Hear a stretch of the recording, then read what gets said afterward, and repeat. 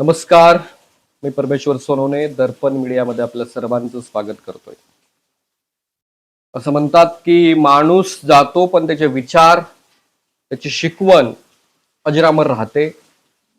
आणि आज मी अशाच एका विषयावरती एका व्यक्तींशी संवाद साधणार आहे. ते आहेत अजितदादांचे कार्यकर्ते श्री नंदकुमारजी गवारे सर.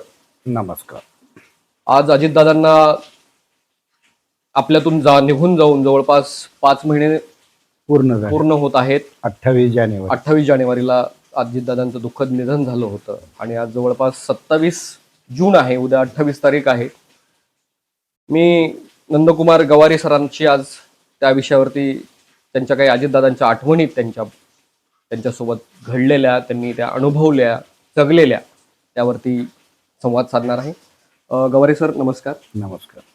काय आहे तुमच्या अजितदादाविषयीच्या आठवणी? आज मी तुमच्याकडे इथे ज्यावेळेस आपली भेट झाली, घरामध्ये पाहिलं की सगळीकडे अजितदादांचे फोटोज आहेत. आणि त्यांच्याशी ज्यावेळेस मी विचारलं त्यावेळेस तुम्ही थोडंसं भावनिक हळवे झालेले पण मला दिसलं. काय त्यांच्याविषयीच्या आठवणी आहेत तुमच्या मनामध्ये आणखी नाही? सर, मी 1988 पासून धाराशिवमध्ये राहतो. माझं मूळ गाव बारामती आहे. बारामतीमधून मी इथं नोकरीनिमित्त धाराशिवला आलो. नोकरी करत असताना एक प्रसंग असा माझ्यावर आला की त्यामुळे माझी नोकरी जाणे म्हणा किंवा मला नोकरीतला अतिशय टोकाचा त्रास होत असताना मी पहिल्यांदा अजितदादांना भेटायला गेलो. तो दिवस बारामतीमध्ये मुंबईला. बर. तो दिवस होता 14 जानेवारी 1995. म्हणजे मग मी असं गेलो की दादा असं असं मला माझी बदली धाराशिवमधनं फार लांब केली, नाशिकला वगैरे बदली केली. तर मला दादा एवढे म्हणजे असे स्ट्रेट फॉरवर्ड होते की दादांनी मला डायरेक्ट म्हणले की नोकरी करायची ना, बर, तर मग ती कुठेही करा. लोक परदेशात जातात, परराज्यात जातात. नोकरी करायची म्हणल्यानंतर हे प्रश्न उपस्थित करायचे नाहीत. जवळ लांब घरी तुमच्या घरात नोकरी करायची असेल तर सांगा तसं, असं डायरेक्ट म्हणले मला. म्हणले तसं, परंतु तात्काळ जे काय माझे वरिष्ठ होते त्यांना दादांच्या पीएननी फोन केला. तिथून मला दुसऱ्या दिवशी फोन आला त्या माझ्या ऑफिसचा. बर, अरे तुम्ही दादांपर्यंत कशाला गेले वगैरे असं आम्हाला बोलले. आणि माझी दादांनी त्यांना सांगून बदली रद्द केली. रद्द केली. असं 2-3 वेळा झालं. योगायोगाने तिसऱ्या वेळेस असा एकदा प्रसंग झाला की मी तिसऱ्या वेळेस पण गेलो की दादा माझी बदली केली म्हणून. जे एकदम वरिष्ठ होते, अध्यक्ष चेअरमन होते, त्यांना दादानी सकाळी 7:30 वाजता फोन केला. मी तिथं देवगिरी बंगल्यावर होतो. माझ्या समोर फोन केला साहेब. तो प्रसंग असा होता, आपले प्रमोद महाजन साहेबांचा खून झाला होता, त्यांच्याच भावाने केला होता. त्याच दिवशी मी तिथं होतो समजा आदल्या दिवशी. त्यांनी ज्यावेळेस माझ्या चेअरमनला फोन केला त्यावेळेस, आणि साहेब चेअरमन कडून रिप्लाय आला. म्हणजे चेअरमनच्या कुणीतरी पीएनं वगैरे कोणीतरी फोन घेतला, साहेब बाथरूम मध्ये म्हणले. साहेबांनी त्याला खवळले की सांग बाथरूम मधनं आल्या आल्या, म्हणजे दादा खवळले त्या चेअरमनला, आणि बाथरूम मधनं आल्या आल्या मला फोन कर. तर त्यांनी रिटर्न फोन केल्यानंतर आमचे चेअरमन म्हणले की त्यांच्याविषयी अमक्या तमक्याची संचालकाची तक्रार आहे. दादांनी त्यांना काय म्हणावं, सर तुला चेअरमन अजित पवारांनी केलंय, कोणत्या संचालकांनी केलेलं नाही. त्यामुळे तू मला हे असली उत्तरं द्यायची नाहीत. मी सांगितलंय एवढंच, आणि अगोदरच्या चेअरमनला सांगितलंय ना, मग दुसऱ्याला, पुन्हा तिसऱ्याला, चौथ्याला सांगायची गरज भासू नये असं मला वाटतंय. लक्षात ठेव. हा माझ्या जीवनातला प्रसंग, मोठा प्रसंग समजा. तुम्ही मला मगाशी बोलता बोलता म्हटले की मुलीच्या लग्नाचा पण काहीतरी एक प्रसंग आहे, तो पण थोडक्यात. मला 2 मुलं आहेत, एक मुलगा आणि एक मुलगी. मुलगा माझा इंजिनियर आहे, मुलगी माझी डॉक्टर आहे. साहेब, मी माझ्या मुलाच्या लग्नाची तारीख होती 5 मार्च 2023. त्या लग्नाचं आमंत्रण द्यायला गेलो होतो दादांना. बर. दादांचा प्रोग्राम सुद्धा आला होता इथं SP ऑफिसला, कलेक्टर ऑफिसला धाराशिवला. लग्नाला यायचं धाराशिवला म्हणून. आणि त्याच दिवशी तुमच्या राहुरीला शेतकरी मेळावा मोठा ठेवला होता. अच्छा, शासनाच्या वतीने? शासनाचं तिथलं. बर. दादा तिथं उपस्थित राहून पुन्हा माझ्या इथं लग्नाला संध्याकाळी येणार होते, मुलाच्या लग्नाला. पण दादा आले नाहीत.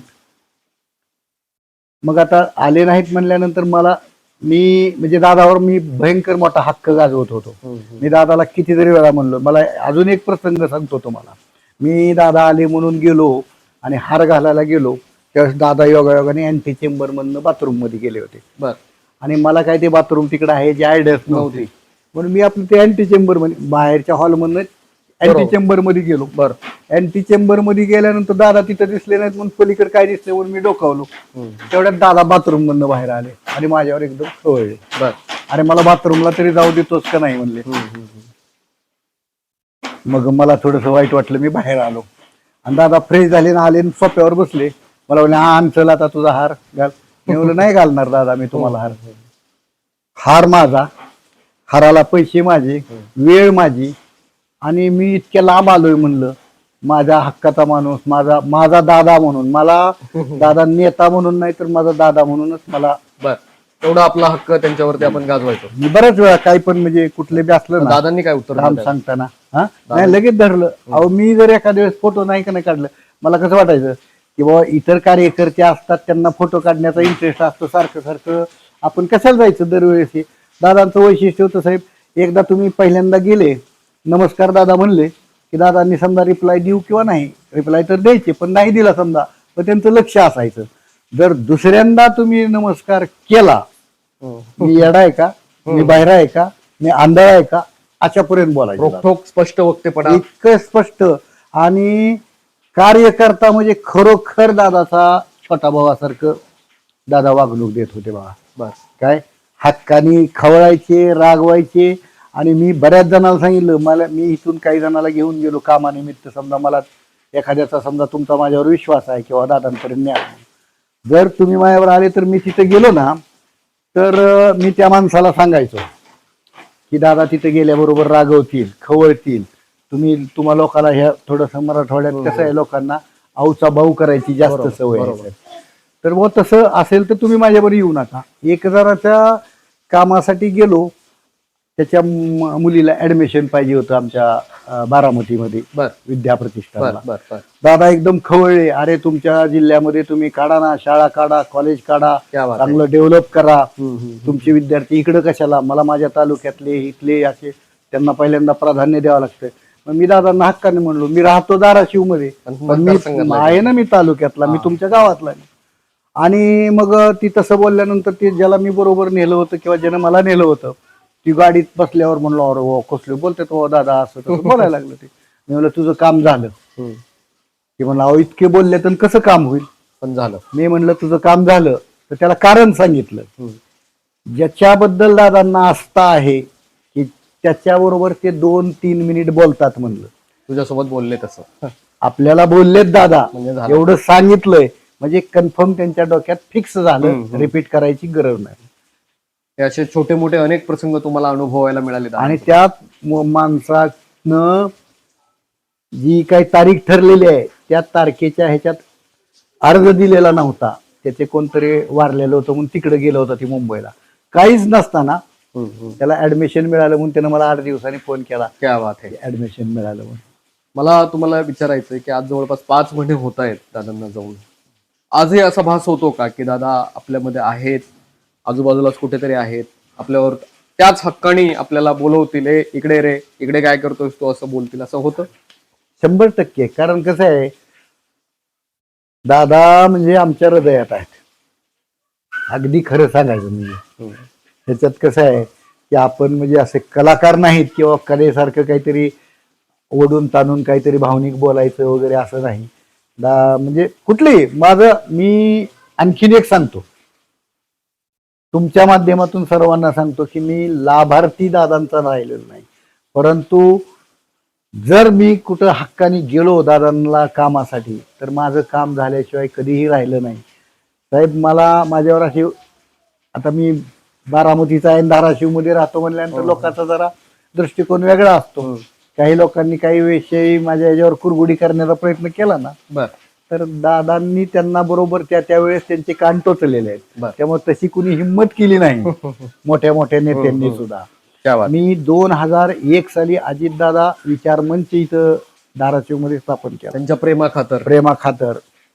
त्याला सुद्धा दादांनी विरोध केला होता की दादा म्हणले होते की पक्षाच्या नावाने कर, माझ्या नावाने काही करू नको. मी म्हणलं मला पक्षाशी काही घेणं देणं नाही, मला तुमच्यावर माझं प्रेम आहे, मी तुमच्याच नावाने करणार. बर. केलं. आणि सर मी 2001 पासून एकही वर्ष असं गेलं नाही की मी 22 जुलैला अजितदादांचा वाढदिवस या धाराशिव मध्ये केला नाही. असं एकही वर्ष गेलं नाही. वाढदिवसानिमित्त मी मतिमंद शाळेत, मुलींची शाळा आहे तिथं आरोग्य तपासणी, तिथल्या मी शिक्षकांना विचारलं की मी काय वाटप करू, काय देऊ, कपडे देऊ, आरोग्य तपास का खाऊ देऊ. तर ते म्हणे हे सगळंच देतात लोक, आरोग्य तपास तुम्ही आरोग्य. तर मी डॉक्टरांना सिव्हिल हॉस्पिटलच्या किंवा इथं एक पार्वती हॉस्पिटल म्हणून आहेत, तिथं डॉक्टर दीपिका सस्ते अतिशय हुशार डॉक्टर आहेत, त्या डॉक्टरांना मी विनंती केली, महिला स्पेशलिस्ट आहेत ना त्या, तुम्ही तपासणी. त्या स्वतः आल्या तिथं त्या मतिमंद शाळेच्या तिथं. आणि 3-4 डॉक्टर आले इतर. मग तिथं ब्लड टेस्ट केलं, महिलांचे जे काही रोग असतात समजा, माहिती असते समजा, त्याची तपासणी केली त्या डॉक्टरांनी. दिवस त्यांनी पूर्ण दिला. या पद्धतीनं मी आपल्या तुळजापूर तालुक्यामध्ये पारधी समाजाची म्हणजे आदिवासी निवासी शाळा आहे तिथं समजा त्या शाळेमध्ये खाऊ वाटप आणि शालेय साहित्याचं वाटप असं म्हणजे दरवर्षी कुठल्या ना कुठल्या तरी अजित दादांना जे अभिप्रेत आहे त्या गोष्टी तुम्ही करतायत. रक्तदान शिबिर तर मी एवढे घेतले नाही तसं. मी म्हणजे वेगवेगळ्या ह्याच्यातून आता मी तुम्हाला तसं ते डॉक्युमेंट्स वगैरे दाखवू शकतो किती झाले रक्तदान घेते, असं माझ्याकडे सगळं रेकॉर्ड आहे. खूप छान पद्धतीमध्ये तुम्ही काम करताय. दादांच्या आठवणी ज्या आहेत त्या आठवणींना एक वेगळ्या पद्धतीमध्ये जगतायत तुम्ही, समाजामध्ये जाऊन समाजाचं होऊन. मित्रांनो खूप खूप धन्यवाद तुम्ही आमच्याशी संवाद साधल्याबद्दल. मित्रांनो अजितदादा जरी आपल्यातून निघून गेले असले तरी त्यांचे असे जे निस्वार्थ निरपेक्ष जे कार्यकर्ते. आपला एकच विषय राहिला, तुम्ही जो प्रश्न विचारला होता तो थोडासा मी डायव्हर्ट म्हणजे दुसऱ्या मुलाच्या लग्नाबद्दल सांगितलं. आले नाहीत म्हणून मी थोडं नाराज झालो. आणि दादांच्या पुढे बोलण्याची लोक कुणी हिंमत करत नव्हती असं सगळ्या महाराष्ट्राला माहित आहे. पण मी दादांना म्हणलो, दादा मी तुम्हाला काय मागितलं, माझ्या मुलाच्या लग्नाला या म्हणून, तुम्ही आला नाहीत. तर दादांनी थोडस म्हणजे गप्प बसले काय. पण मी 2-3 वेळा विचारल्यानंतर सांगितलं की मी अचानक परदेशात गेलो होतो, राहुरीचा शेतकरी एवढा मोठा शेतकरी मेळावा होता तो रद्द केला, लग्न हे रद्द करण्यासारखी गोष्ट नाही म्हणून मी तुला सांगितलं नाही की मी येऊ शकत नाही. परंतु मी पुन्हा गेलो साहेब, ज्या ठिकाणी दादांचा अपघात झाला ज्या विमानतळावर, त्या विमानतळावर मी 3 वेळा गेलो. दादा येणार म्हणून माहित झालं तर मी इथून निघायचो आणि 2.5 ते 3 तासात बारामतीला पोहोचायचो आणि तिथं जाऊन मी भेटायचो. दादा पत्रिका दिली, तुम्हाला लग्नाला यायचंय, तुम्ही नाही आले तर मग बघा मी काय तुमचं काही करू शकत नाही, पण तर मग त्यावेळेस आले. माझ्याकडं क्लिप आहे एक, किंवा आपल्या इथले धाराशिव मधले लय जण होते तिथं लग्नाला. दादा लग्नाला ज्यावेळेस माझ्या मुलीच्या आले, गाडीतनं उतरल्या साहेब मला हात जोडले, आलो बघ आता काय म्हणू नको. आज मला ते म्हणजे असा प्रसंग आठवला ना, डोळ्यासमोर उभं राहतं सगळं चित्र. भावनिक झालेत असे दादांचे जे कार्यकर्ते आहेत ते असंख्य आहेत. त्यातलेच नंदकुमारजी गवारे हे आपल्याशी बोलत होते. तर खूप धन्यवाद, तुम्ही आमच्याशी संवाद साधला. कामाचा माणूस म्हणून ज्यांना ओळखलं जातं तेवढाच तो माणसांचा सुद्धा, अशा कार्यकर्त्यांचा सुद्धा तो माणूस होता आणि खरोखरच त्यांना सॅल्यूट. मी व्हिडिओ जर्नलिस्ट सोबत परमेश्वर सोनवणे, धाराशिव.